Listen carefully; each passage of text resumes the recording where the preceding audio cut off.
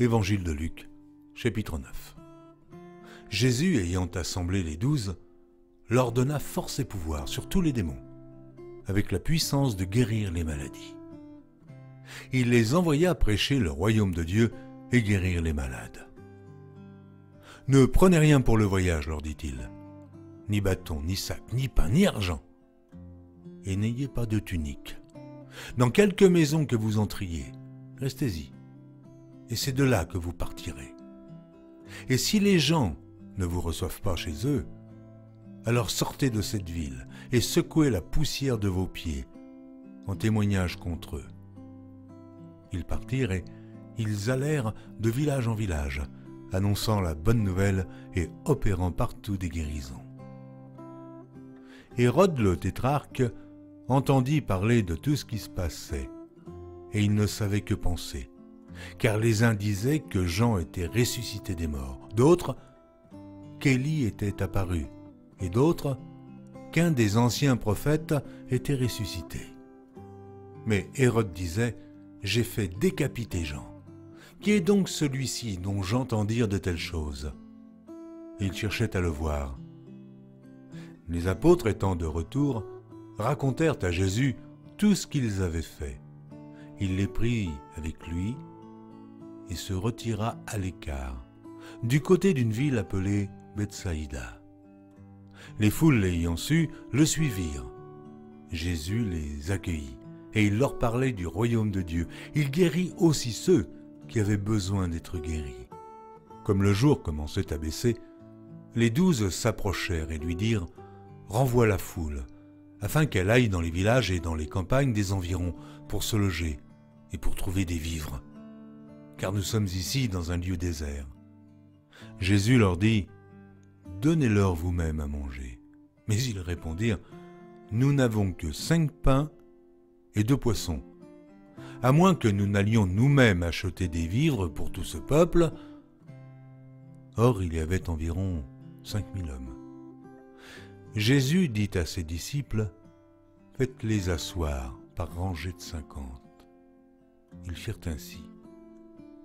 Ils les firent tous asseoir. Jésus prit les 5 pains et les 2 poissons, et, levant les yeux vers le ciel, il les bénit. Puis, il les rompit et les donna aux disciples afin qu'ils les distribuassent à la foule. Tous mangèrent et furent rassasiés, et l'on emporta 12 paniers pleins des morceaux qui restaient. Un jour que Jésus priait à l'écart, ayant avec lui ses disciples, il leur posa cette question. « Qui dit-on que je suis ?» Ils répondirent « Jean-Baptiste ». Les autres, « Élie ». Les autres, qu'un des anciens prophètes est ressuscité. « Et vous, leur demanda-t-il, qui dites-vous que je suis ?» Pierre répondit, « Le Christ de Dieu. » Jésus leur recommanda sévèrement de ne le dire à personne. Il ajouta qu'il fallait que le Fils de l'homme souffrit beaucoup, qu'il fût rejeté par les anciens, par les principaux sacrificateurs et par les scribes, qu'il fût mis à mort, et qu'il ressuscita le 3e jour. Puis il dit à tous, « Si quelqu'un veut venir après moi, qu'il renonce à lui-même, qu'il se charge chaque jour de sa croix, et qu'il me suive. Car celui qui voudra sauver sa vie la perdra, mais celui qui la perdra à cause de moi la sauvera. Et que servirait-il à un homme de gagner tout le monde s'il se détruisait ou se perdait lui-même ? Car quiconque aura honte de moi et de mes paroles, le Fils de l'homme aura honte de lui quand il viendra dans sa gloire et dans celle du Père et des saints anges.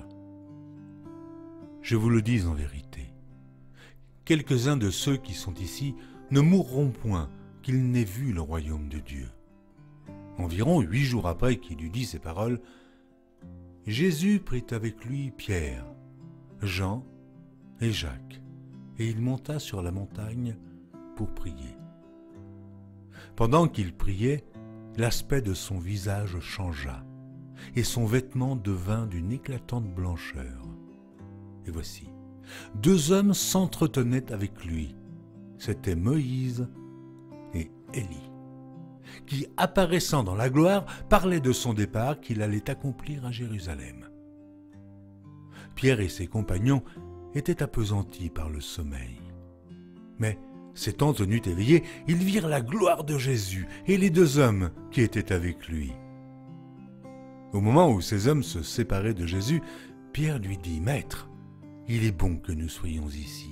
Dressons 3 tentes, une pour toi, une pour Moïse et une pour Élie. » Il ne savait ce qu'il disait.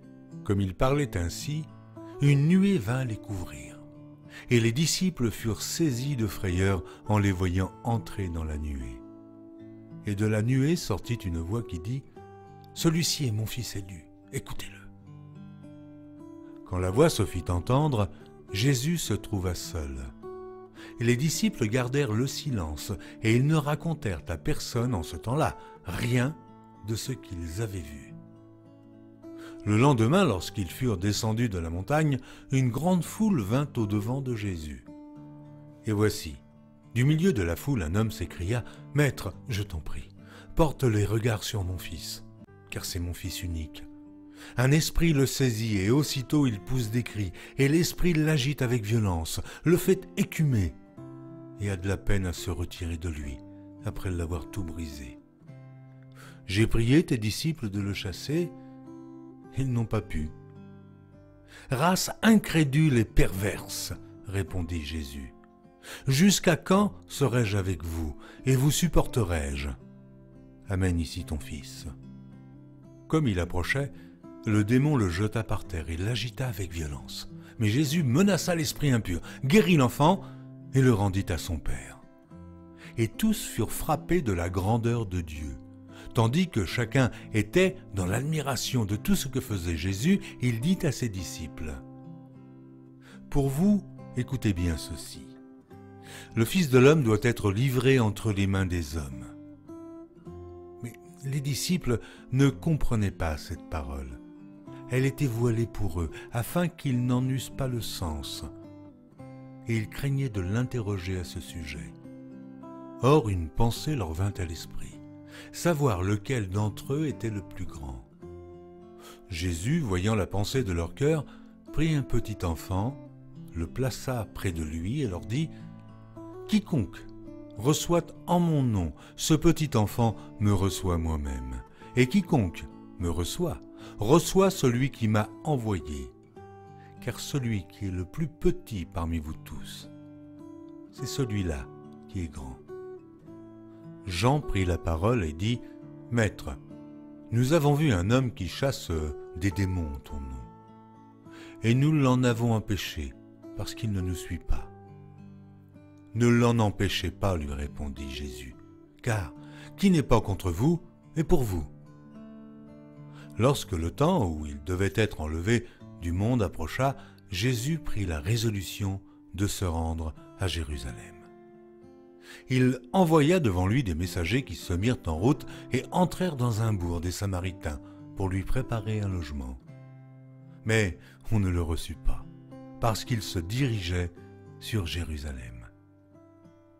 Les disciples, Jacques et Jean, voyant cela, dirent « Seigneur, veux-tu que nous commandions que le feu descende du ciel et les consume ?»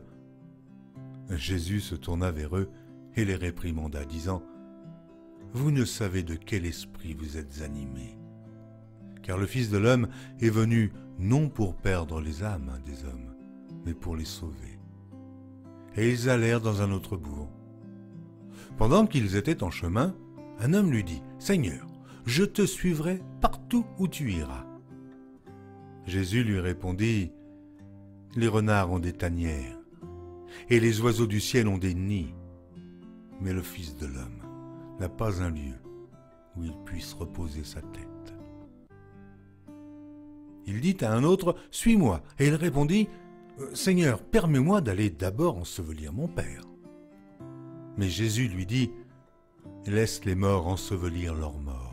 Et toi, va annoncer le royaume de Dieu. » Un autre dit « Je te suivrai, Seigneur, mais permets-moi d'aller d'abord prendre congé de ceux de ma maison. » Jésus lui répondit « Quiconque met la main à la charrue et regarde en arrière n'est pas propre au royaume de Dieu. »